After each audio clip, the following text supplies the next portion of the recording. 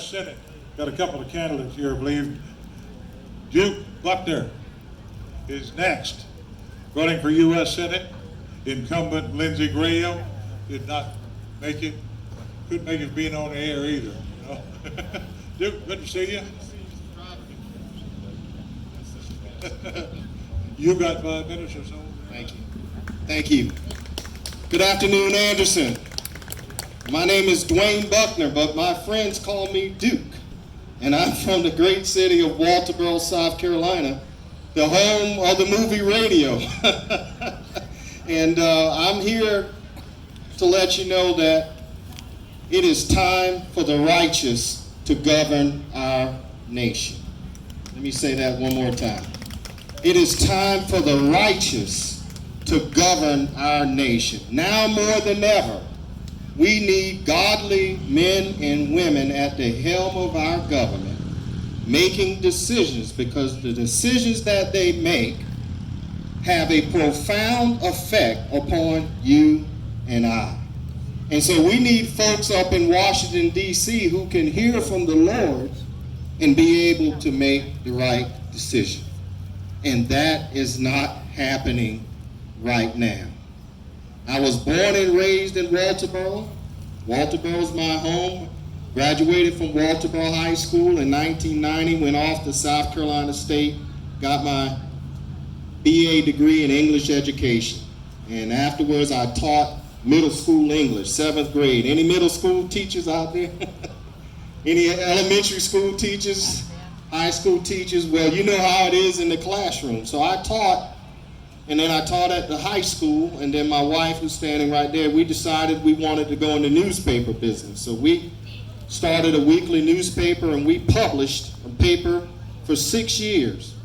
And I learned a lot about being a small businessman, how to make a payroll, how to do what you need to do to be able to make a profit. But my heart was always to go to law school, and so I finally got in to a school down in Florida called Nova Southeastern, which is in Broward County, Fort Lauderdale. And I passed the Florida bar, and then I was a public defender in Broward County. And then my father, who back home in Walterboro, was diagnosed with lung cancer, and he asked me to come back home to Walterboro.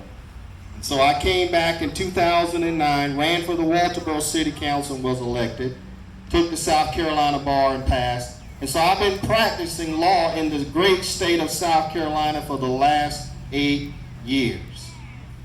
And just recently, I was watching TV and I saw Senator Graham on, and he said these words, which I believe changed the course of American history. At the time, President Trump was contemplating firing Attorney General Jeff Sessions and Special Counsel Robert Mueller. And Senator Graham said this. He said, if you fire Attorney General Jeff Sessions, you're going to have holy hell to pay. And if you fire Special Counsel Robert Mueller, that is going to be the beginning of the end of the Trump presidency. And I heard that and I said, wow, did our senator from South Carolina just threaten the President of the United States, the leader of the free world, on a right that he clearly has to fire at will anybody that works in his cabinet?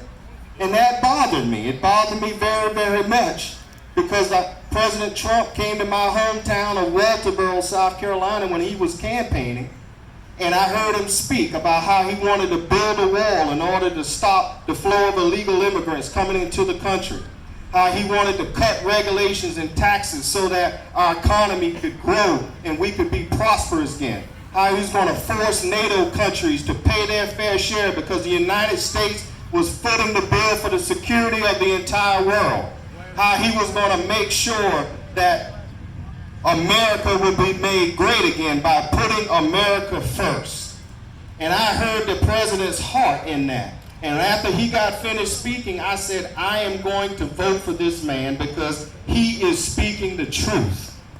And so when the senator threatened him on TV, which sounded like impeachment to me, when he said, holy hell, that sounded like impeachment. And I remember back when Senator Graham was in the House of Representatives, and at the time Bill Clinton was charged with lying under oath, which is a very serious offense. Senator Graham was very instrumental in the impeachment of Bill Clinton. But this was totally different. The president is exercising the right that he has.